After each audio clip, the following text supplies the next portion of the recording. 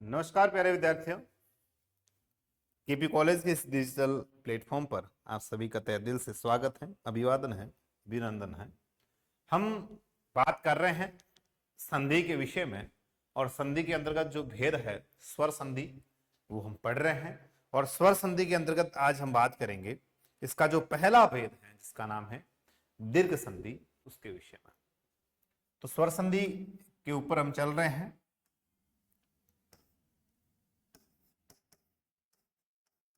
स्वर संधि, और स्वर संधि का भी जो पहला भेद है, इसके कुल भेद है 5। स्वर संधि का जो पहला भेद है उसको बोलेंगे दीर्घ संधि। दूसरा जो भेद है उसको बोलेंगे गुण संधि। तीसरा जो भेद है उसको बोलेंगे वृद्धि संधि। चौथा जो भेद है उसको बोलेंगे हम यण संधि। और पांचवा जो है उसको अयादि संधि के रूप में कहेंगे। ये इसके 5 भेद हैं जिसके विषय में आज हम पढ़ रहे हैं। ठीक है,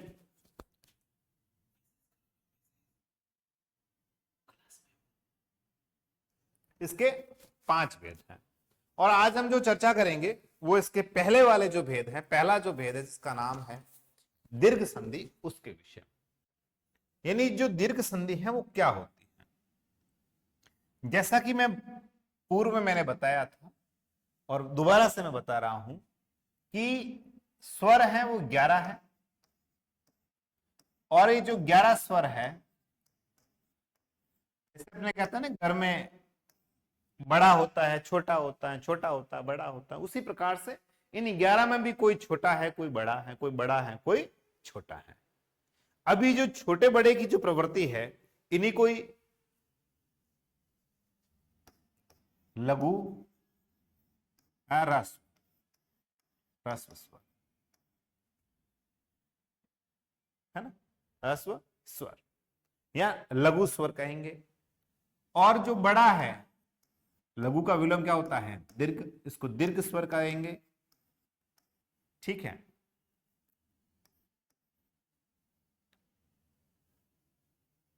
ये दीर्घ स्वर हो जाएगा, ये लघु या ह्रस्व स्वर हो जाएंगे, दोनों एक ही बात है। ठीक है, ओहो माफी चाहता हूं। लघु का अगर आपने छंद पढ़े होंगे संस्कृत में, तब आता है कि लघु का जो विलोम होता है दीर्घ नहीं होता, लघु का विलोम होता है गुरु। क्या होता है? गुरु।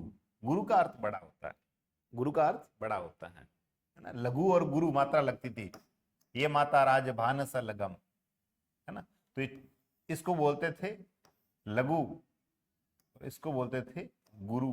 ये 2 मात्राएं लगती छंद में। ठीक है, और जो ह्रस्व है इसका जो विलोम है वो हो जाता है दीर्घ। दीर्घ का विलोम क्या हो जाएगा? अश्व। दीर्घ यानी बड़ा, अश्व यानी छोटा। गुरु यानी बड़ा, लघु यानी छोटा। या फिर इसको कह सकते हैं लघु का विलोम है वो हो जाएगा गुरु, और अश्व का है वो हो जाएगा दीर्घ। ठीक है, तो उसी, और हालांकि ये दोनों ही शब्द एक ही माया, ये दोनों शब्द एक है और ये दोनों शब्द एक है। इनका मतलब किसी का भी प्रयोग कहीं पर भी कर सकते हैं। इसका प्रयोग कह सकते हैं भाई लघु स्वर है, दीर्घ स्वर है, ह्रस्व स्वर है, गुरु स्वर है, परंतु इन दोनों को एक साथ में नहीं डालेंगे और इन दोनों को एक साथ में नहीं डालेंगे। दोनों किसी का एक, इसमें से एक का चुनाव होगा, इसमें से एक का चुनाव होगा। तो ये स्वर होता है। ठीक है, तो स्वर संधि का जो पहला भेद है इसका नाम है दीर्घ संधि। तो दीर्घ संधि के अंतर्गत प्यारे विद्यार्थियों होगा क्या, वो मैं बता दूं आपको कि पहला भेद का नाम है दीर्घ संधि, दीर्घ स्वर संधि। इसके अंतर्गत होगा क्या कि अ,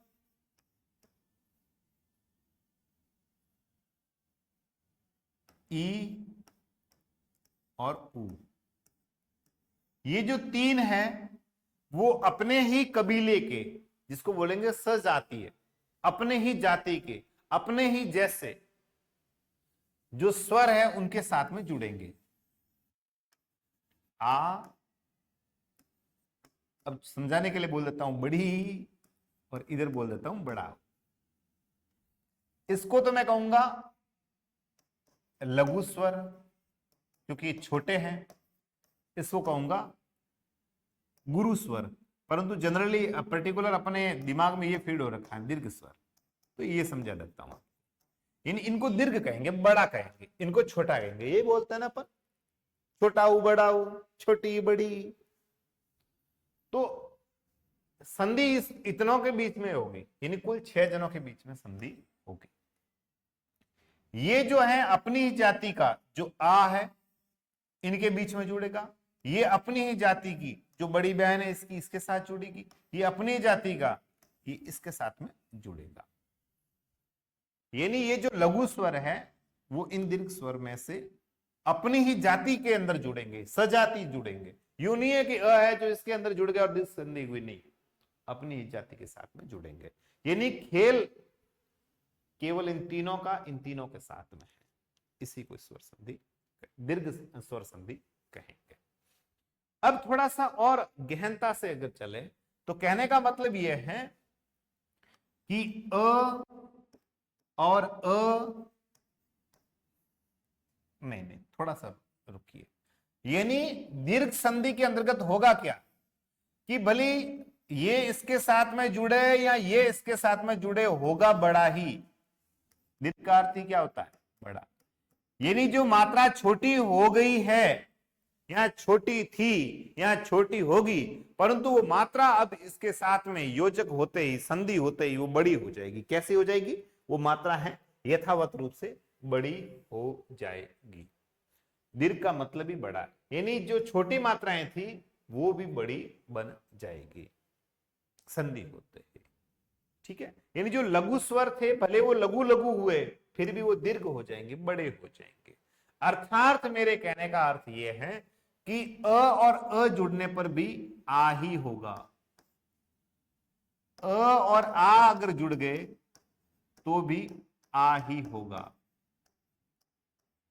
आ और अ जुड़ गए तो भी आ ही होगा। और अ और आ और अ, माफी चाहता हूं, मुझे अ लिखना चाहिए था। और आ और आ जुड़ गए तो भी आ होगा। यानी बनना जो है वो दीर्घ ही रूप बनना है, बड़ा ही रूप बनना है, इसीलिए इसका नाम दीर्घ संधि होता है। ये चीज तो अब कई जने इसको बोलते हैं ए आ ई, नहीं, ए कैसे बोलेंगे? फिर इसको अमरूद बोलोगे क्या आप लोग? एंगूर बोलोगे क्या इसको? है एलमारी बोलोगे क्या? अलमारी। इसको अ बोला जाएगा, उच्चारण में क्या बोला जाएगा? अ। परंतु जो पूर्वांचल है, पूर्वी क्षेत्र है, वहां पर इसको ए बोलते हैं। जो अशुद्ध होना चाहिए इसको अ बोला जाएगा। ठीक है, यानी रूप है वो बड़ा ही होगा। अब इस सिस्टम के साथ में संधि होगी, दोनों बहनें जुड़ गई तो भी वो बड़ी बहन बनेगी। एक छोटी और एक बड़ी बहन जुड़ी तो भी वो बड़ी बहन बनेगी। एक बड़ी बहन और एक छोटी बहन जुड़ गई तो भी वो बड़ी बहन बनेगी। और दोनों ही बड़ी जुड़ गई तो भी वो बड़ी बहन ही कहलाएगी। अर्थात यहां पर बड़ा रूप होगा, यानी दीर्घ हुआ है रूप, इसलिए इसको दीर्घ स्वर संधि कहेंगे, है ना। और तीसरा जो सिस्टम है, छोटा ऊ और छोटा ऊ बराबर बड़ा ऊ, बड़ा ऊ और छोटा ऊ बराबर भी बड़ा ऊ, छोटा ऊ और बड़ा ऊ बराबर भी बड़ा ऊ, और बड़ा ऊ और बड़ा ऊ फिर भी बड़ा ऊ। अर्थात भले छोटा बड़ा कोई किसी प्रकार से जुड़े, रूप इसका बड़ा ऊ ही बनेगा, यानी दीर्घ ही रूप बनेगा, इसीलिए इसको दीर्घ संधि कहेंगे। यानी दीर्घ संधि के अंतर्गत केवल ये फॉर्मूला है, आप देख लीजिए। यानी आपस में ये लोग मिलेंगे। अब ये कूद करके यहां नहीं जाएगा, इनके साथ में नहीं जाएगा, या ये कूद के इनके साथ में नहीं जाएगी, या ये इनके साथ में इनके साथ में नहीं, ये अपने सजाति अपने ही कुल के लोगों के बीच में अगर ये जुड़ रहे हैं तब हम दीर्घ संधि कहेंगे। अगर ये आपस में जुड़ रहे हैं तब हम इसको दीर्घ संधि कहेंगे, और ये आपस में जुड़ रहे हैं तब हम इसको दीर्घ संधि कहेंगे।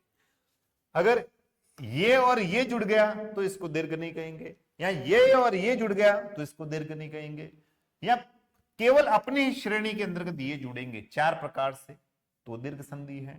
ये 4 प्रकार से जुड़ गए तो भी दीर्घ संधि है, और ये 4 प्रकार से जुड़ गए तो भी दीर्घ संधि है। यानी प्लस के ये अंतिम वाला वर्ण और प्लस के पहले वाला वर्ण, ये दोनों आपस में जुड़ेंगे, जो हमने बात चर्चा में कर रखी है। अर्थात इसके लिए आपको बेसिक जानकारी के लिए मैंने एक और वीडियो बनाया, उसको आपको देखना चाहिए और इसी चैनल के ऊपर, ताकि आपको संधि के विषय में अच्छी से जानकारी आ जाएगी। भैया यहां पर योजक के पहले कोई शब्द आ गया, जैसे यहां पे नयन आ गया और अभिराम आ गया, तो इसका तो इस योजक का जो पहले वाला जो शब्द है, इस शब्दों को हम नहीं जोड़ रहे हैं, शब्दों को जोड़ के तो फिर समास हो जाएगा। यानी इस शब्द का अंतिम वर्ण, यानी प्रथम पद, पहला पद या पूर्व पद, 3 नाम है इसके, इसका अंतिम वर्ण लेना है हमें। क्या लेना भैया? अंतिम वर्ण लेना है। और योजक के इस तरफ द्वितीय पद या दूसरा पद या उत्तर पद, इन तीनों में से कोई भी नाम आएगा और उसका प्रथम वर्ण, प्रथम वर्ण। अब इस अंतिम वर्ण प्लस के और प्लस के इधर प्रथम वर्ण, इनका मिलन होगा और तभी वो संधि होगी। यानी हम इसकी चर्चा कर रहे हैं, ये देख लीजिए, इधर और ये इधर।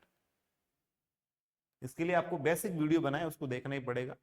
वापस से बेसिक बनाना शुरू कर देंगे, बताना शुरू कर देंगे, फिर उस वीडियो का औचित्य नहीं रहेगा और हम समय भी जाया नहीं करना चाहते। ठीक है भैया? यानी अ और अ जुड़कर भी आ ही बनता है। अब कैसे बनता है तो वो यहां पर देख लीजिए। यानी 2 स्वर जुड़ेंगे, कौन से? भले वो प्रथम पद का अंतिम वर्ण अ है और द्वितीय पद का प्रथम वर्ण अ है, फिर भी वो जुड़ने पर आ ही बनेंगे। जैसे भैया यहां पर नयन आ गया, नयन का अर्थ होता है आंख, आंखें, और इधर आ गया अभिराम।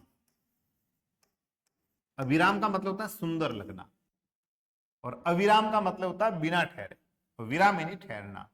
अब इस न के अंतर्गत कौन सा स्वर है? आप देखिए, हमेशा व्यंजन होता है ना, वो स्वर की सहायता से ही लिखा जाएगा, परंतु जो स्वर होता है वो खुद स्वतंत्र होता है, आजाद होता है। इसको और किसी सहारे की जरूरत नहीं होती, इसको किसी के सहारे की जरूरत नहीं है। परंतु अगर कोई व्यंजन है तो व्यंजन को हमेशा स्वर की जरूरत पड़ती है। किसकी जरूरत पड़ती है? स्वर की।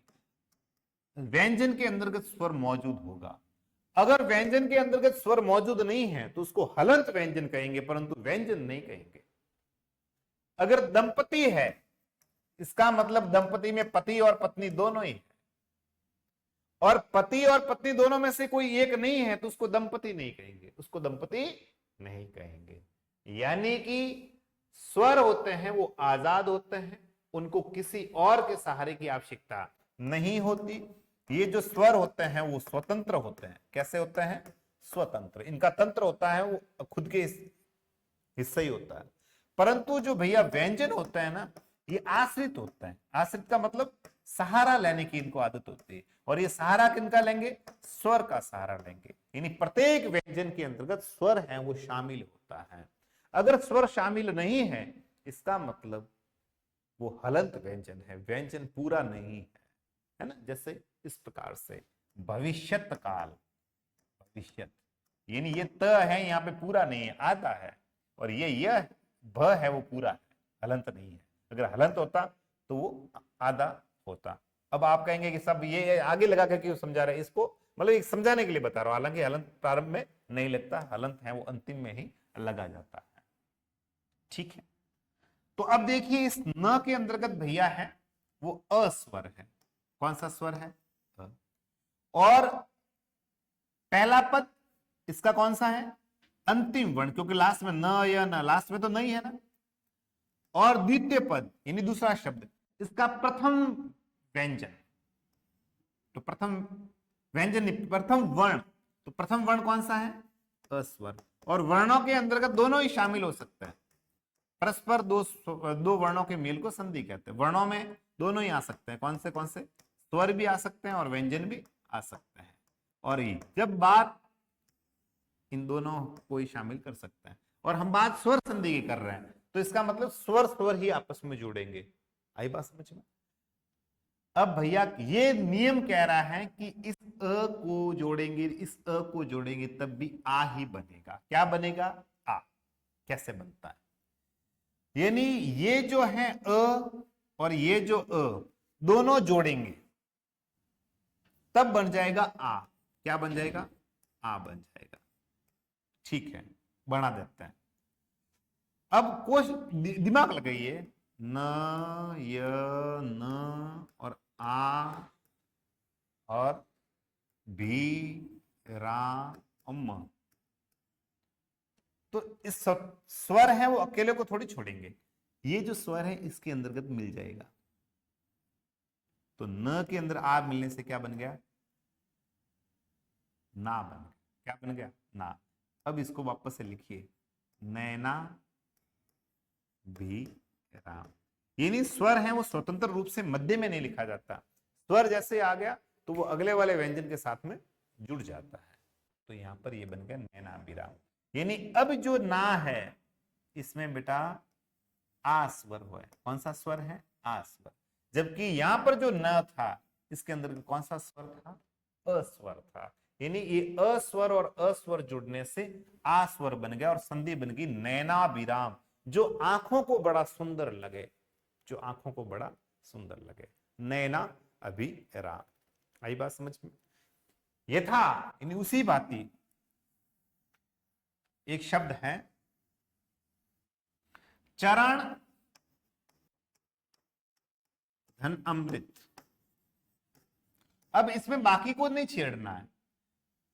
पहला पद उसका अंतिम वर्ण, दूसरा पद उसका अंतिम वर्ण। अब इसमें भी स्वर है और इसमें भी, ये तो मौजूद ही है स्वर। दोनों जब जुड़ेंगे तब क्या बनेगा? आ बनेगा। यानी अब जो अण था उसको अणा बनाना है, तो ये अण था उसको अणा बना दिया और शब्द बन गया चरणामृत। क्या बन गया? चरणामृत। जो चरणामृत आपने सुना होगा ना, भगवान के मंदिर में जो जल हुआ करता है, जो मूर्ति हुआ करती है, उसका प्रक्षालन करने के पश्चात जो जल हमें दिया जाता है उनको पीने के लिए, उसको चरणामृत कहा जाता है। तो चरणामृत अ और अ जुड़ने से आ बन गया, बना ना, और शब्द बनेगा चरणामृत। अब चरण अमृत नहीं लिखेंगे, अगर चरण अमृत लिख रहे तो दोनों को अलग लिखेंगे और संधि के साथ में लिखेंगे तो चरणामृत हो जाएगा। संधि कौन सी हो जाएगी? दीर्घ संधि। अब आगे कह रहे हैं भाई साहब ये कि अ और अ जुड़ने से तो आ बन गया। अब कह रहे हैं कि अ और आ जुड़ने से भी आ ही बनता है। तो बिल्कुल बनता है भैया, बिल्कुल बनता है कि अ और आ जुड़ने से भी आ ही बनेगा। जैसे रत्न धन आकर। आकर का मतलब कमी नहीं, आकर का मतलब होता है भैया खजाना। क्या होता है? खजाना।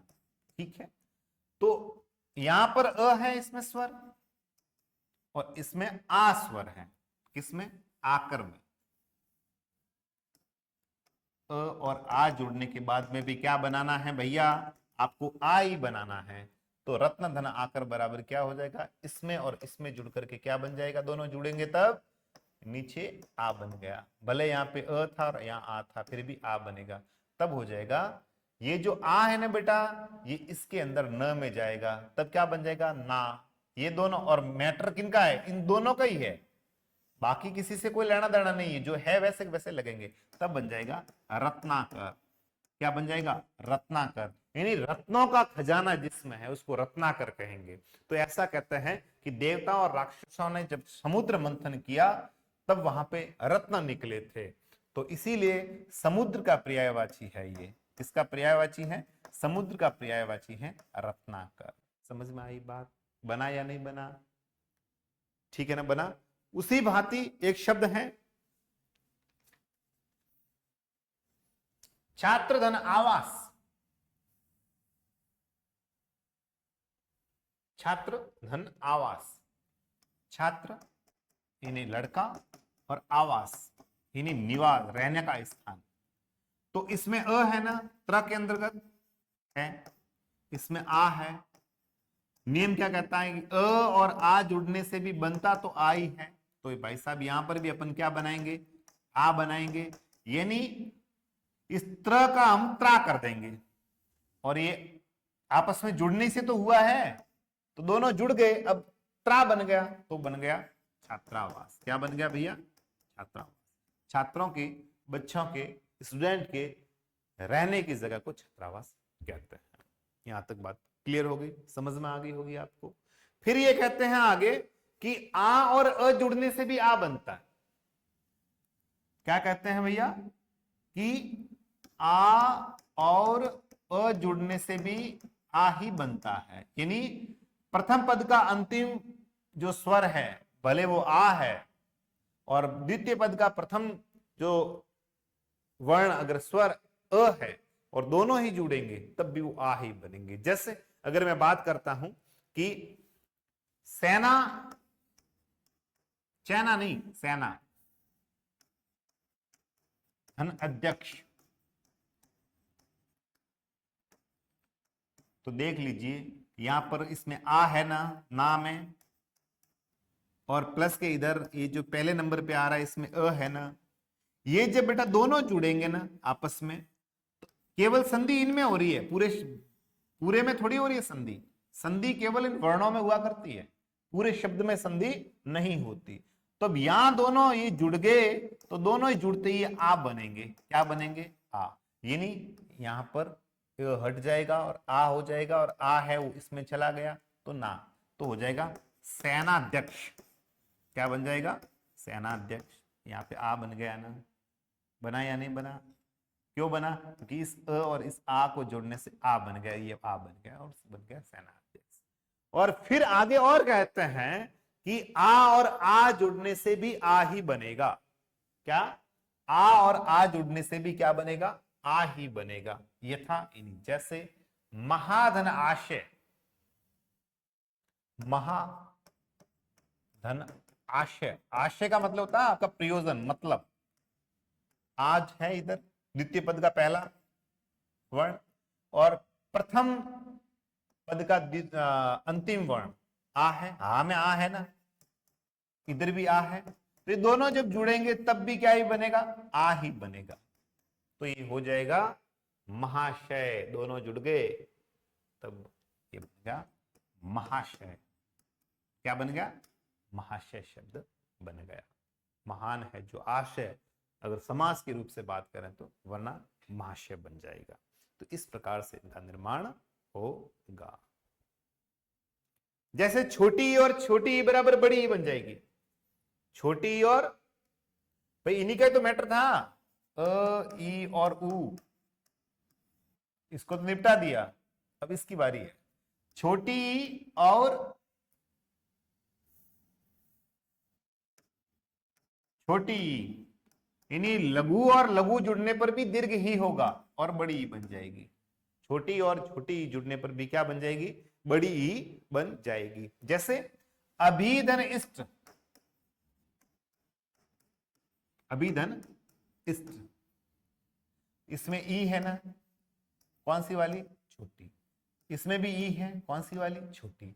तो अब जो इस दोनों को जुड़ने से बड़ी ई बन जाएगी, यानी ये दोनों जब जुड़ेंगे ना आपस में राजा जी, तब इसकी जो भी की मात्रा छोटी थी वो बड़ी करनी है। क्यों, क्योंकि इस प्रकार का यहाँ पे योग बन रहा है, तो ये हो जाएगा अभीष्ट। क्या बन जाएगा, अभीष्ट। और ये काफी बार शब्द शुद्धि में जो है सवाल आ चुका है, अभीष्ट किस प्रकार से लिखा जाएगा, तो अभिधन इष्ट बराबर अभीष्ट। क्या हो जाएगा, अभीष्ट। ठीक है, और इष्ट का अर्थ होता है भला, जो अच्छा हो, अभीष्ट हो। फिर ये कहता है दीर्घ संधि के अंतर्गत जो नियम कहता है, दूसरा कहता है कि छोटी ई है और इधर बड़ी ई है, तो भी बड़ी ई ही बनेगी, है ना। यानी प्रथम पद का अंतिम वर्ण के अंतर्गत जो स्वर भले वो छोटा है, लघु है, और द्वितीय पद का प्रथम वर्ण और गुरु स्वर है, तो भी वो दोनों ही गुरु स्वर ही माना जाएगा। जैसे हरि धन इश,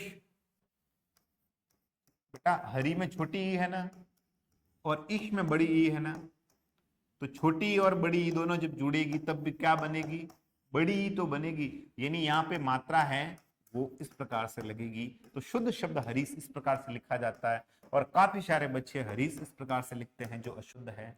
हरीश इस प्रकार से लिखा जाएगा, और केवल हरि लिखा जाएगा तो इस तरह से लिखा जाएगा। ये हरि का मतलब ये भगवान है ना, है ना, और कौन से, विष्णु भगवान के संबंधित। और अगर इस तरह से लिख दिया हरि, तो अब ये रंग के संबंधित है। किसके संबंधित है, रंग के संबंधित युग्म शब्द है ये। ठीक है, तो छोटी मात्रा और बड़ी मात्रा मिलने पर भी बड़ी मात्रा ही बनी है। हरि धन इश बराबर हरीश हो जाएगा।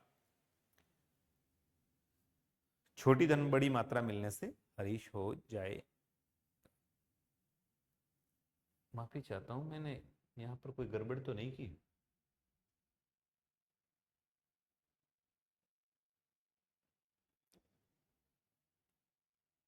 नहीं की, सही है ना।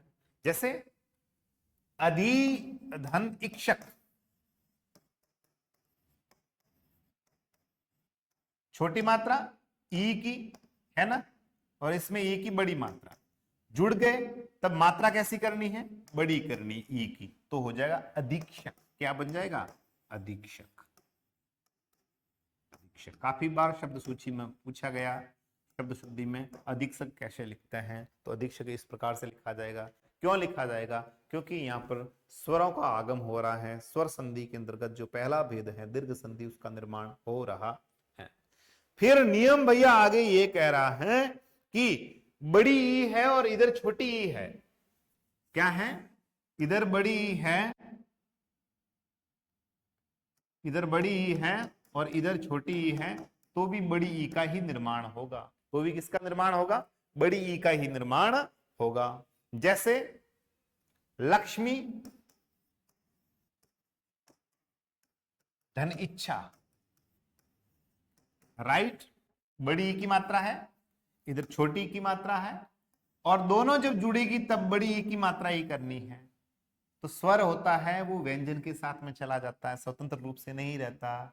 तो ये स्वर चला जाएगा, और करनी बड़ी ई की मात्रा है, तो हो जाएगा लक्ष्मी इच्छा। क्या हो जाएगा, जो लक्ष्मी की इच्छा है उसको ही लक्ष्मी इच्छा कहते हैं। इस प्रकार से निर्माण इसका हो जाएगा।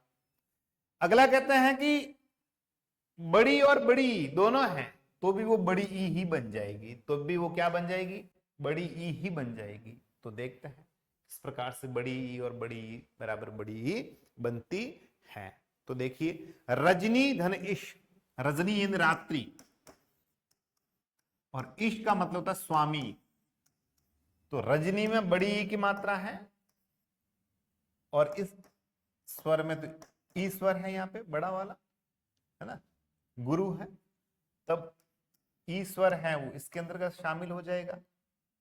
तो हो जाएगा ई चला गया, है ना, ये नहीं ई चला गया, तो ये रजनी, ई चला गया, श पीछे रहा है, तो बन जाएगा रजनीश।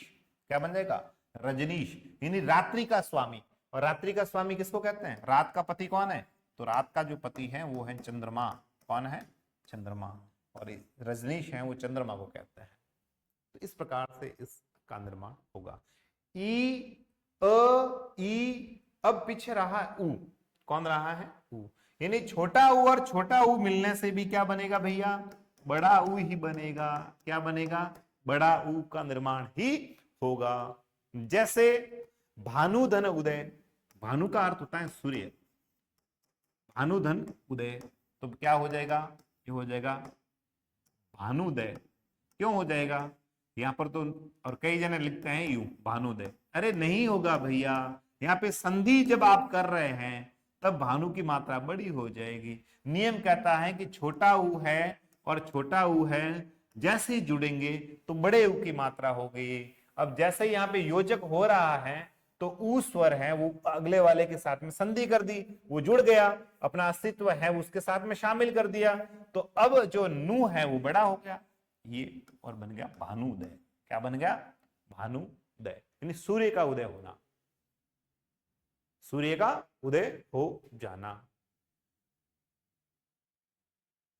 अब ये कह रहे हैं कि बड़ा ऊ और बड़ा ऊ है तब भी बड़ा ऊ बनेगा, बड़ा ऊ और बड़ा ऊ है तब भी बड़ा ऊ ही बनेगा। जैसे भूधन उष्मा, उष्मा के अंतर्गत ऊ की मात्रा रहती है, बड़े ऊ की मात्रा रहती है, दोनों जुड़ गए, बड़ा ऊ ही रखना है तो हो जाएगा भूष्मा। यानी पृथ्वी के अंदर की जो पृथ्वी की गर्मी होती है ना उसको भूष्मा कहता है, उसको क्या कहता है? भूष्मा। धरती की गर्मी को भूष्मा कहते हैं। तो इस प्रकार से इन शब्दों का जो है वो निर्माण होगा और इन शब्दों के निर्माण से ही ये जो संधि है वो दीर्घ संधि कहलाएगी। जैसे सरयू धन उर्मी, सरयू, सरयू एक नदी का नाम है। सरयू क्या है?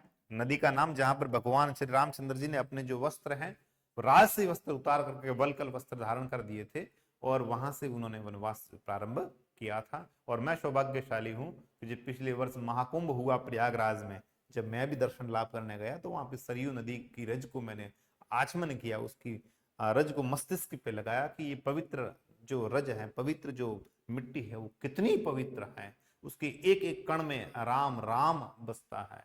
तो वहां की जो सरयू नदी है वो अपने आप में बहुत ही विराट है। मेरे मित्र भी थे प्रताप चौधरी, वो भी मेरे साथ में थे। मैं भी बड़ा सौभाग्यशाली हूँ, मैंने इतना अच्छा दोस्त पाया है कि जिसके साथ में मैंने वो दर्शन लाभ लिए।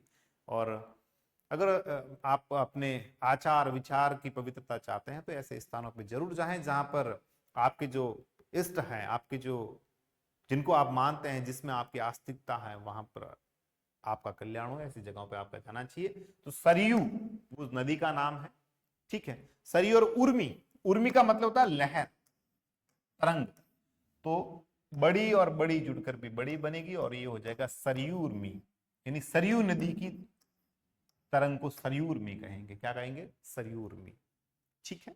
तो इस तरह से ये जो है दीर्घ स्वर संधि है वो बनी है।